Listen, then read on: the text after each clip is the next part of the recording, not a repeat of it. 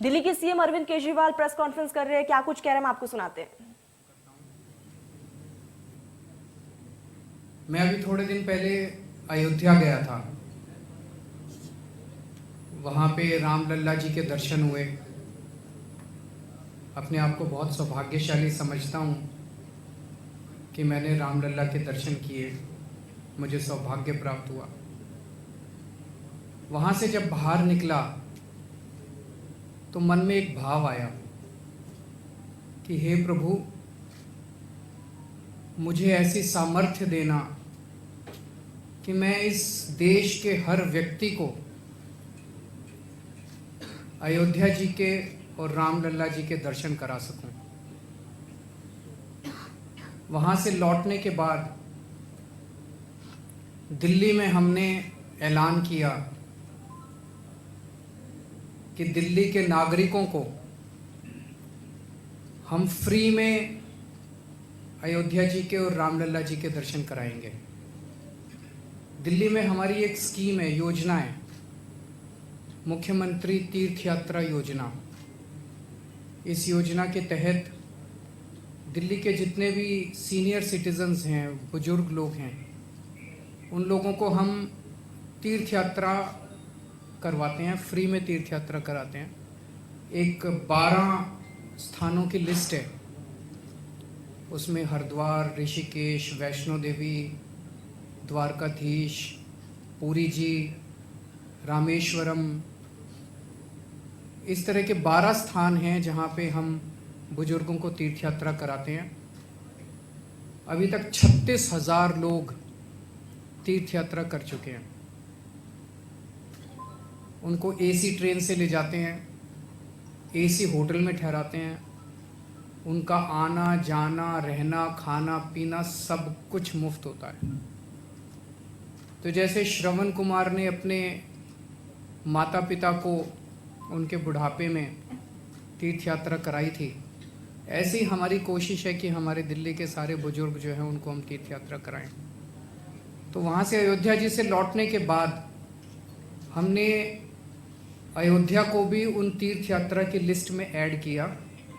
और मुझे आज कहते हुए बेहद खुशी है कि दिल्ली से पहली ट्रेन दिल्ली के लोगों को अयोध्या ले जाने के लिए 3 दिसंबर को दिल्ली से पहली ट्रेन चलेगी।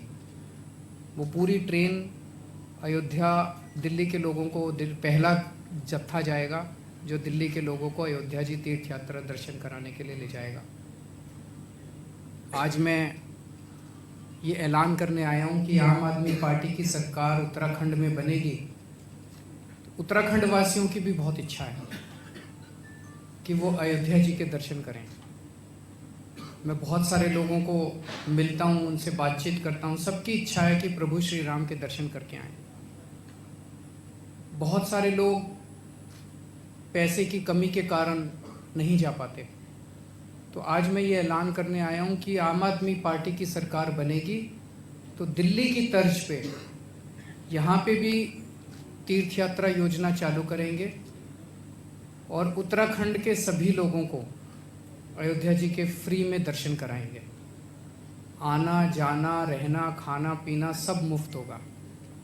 एसी ट्रेन से ले जाएंगे, एसी होटल में ठहराएंगे, ताकि सब लोग सहूलियत के साथ कंफर्ट के अंदर अयोध्या जी के दर्शन करके आ सकें।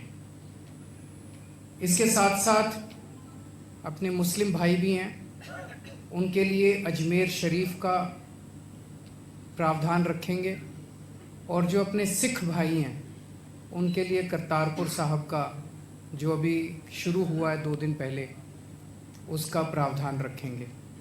उनको वहाँ पे फ्री में दर्शन करा के आएंगे। तो मैं समझता हूँ कि सब लोगों को ये पसंद आएगा। हमारी पहली पार्टी है जो कि जनता के मुद्दों के ऊपर काम करती है। हमारी पहली पार्टी है जो कि आके कहती है कि हमें वोट दो, हम आपका लोक भी सुधारेंगे और परलोक भी सुधारेंगे।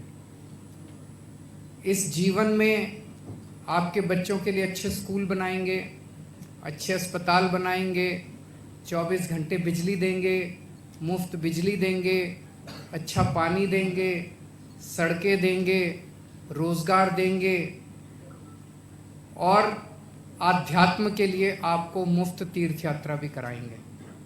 तो एक इंसान के जीवन से जुड़े हुए सभी आयामों को एक जिम्मेदार सरकार होने के नाते हम पूरा करना चाहते हैं। अगर आपके कोई प्रश्न है तो इस पे।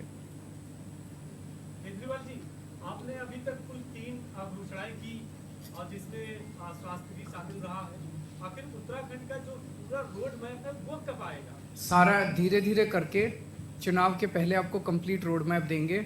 ये करने का हमारा मकसद है, जैसे मान लीजिए जो पार्टियां होती हैं, एक जो ट्रेडिशन चला आ रहा है, पार्टियों के पहले एक लोग अपने एसी कमरे में बैठ जाते हैं, एक 70-80 पॉइंट का मैनिफेस्टो बना देते हैं, वो जारी कर देते हैं। ना तो जनता को पता है मैनिफेस्टो में क्या लिखा है, और जब पार्टियों से पूछा जाए चुनाव के बाद कि जी आपने तो कहा था 15-15 लाख रुपए देंगे, तो कहते हैं वो तो चुनावी जुमला था। तो मैनिफेस्टो उनके लिए चुनावी जुमला है। इसीलिए मैं एक एक पॉइंट लेके आता हूँ ताकि वो पॉइंट आप लोगों को सिंक कर जाए, आप याद रखें, और चुनाव के बाद अगर मैं पूरा ना करूं तो आप मेरी गर्दन पकड़ सके कि केजरीवाल जी आप कह के गए थे, हमको याद है अभी तक। सर, आज उत्तराखंड में आपका तीसरा एक दौरा है, चुनावी दौरा। तो आज जो तीसरी गारंटी है वो आपने फ्री यात्रा वाली गारंटी दी है, यही है? हाँ जी बिल्कुल, अयोध्या जी में रामचंद्र जी के दर्शन कराएंगे। वैसे मेरा प्रश्न ये है कि भाजपा और कांग्रेस के बीच आपके लिए आप कितना स्पेस देखते हैं? हम भाजपा और कांग्रेस के बीच स्पेस नहीं देखते, हम आपके बीच स्पेस देखते हैं, हम जनता के बीच स्पेस देखते हैं। जिन जिन लोगों को आपको भाजपा और कांग्रेस ने पिछले 20-22 साल में क्या दिया भ्रष्टाचार के अलावा? देवभूमि का नाम चारों तरफ, वो कहते हैं इनका स्टिंग हमारे पास है, वो कहते हैं इनका स्टिंग हमारे पास है।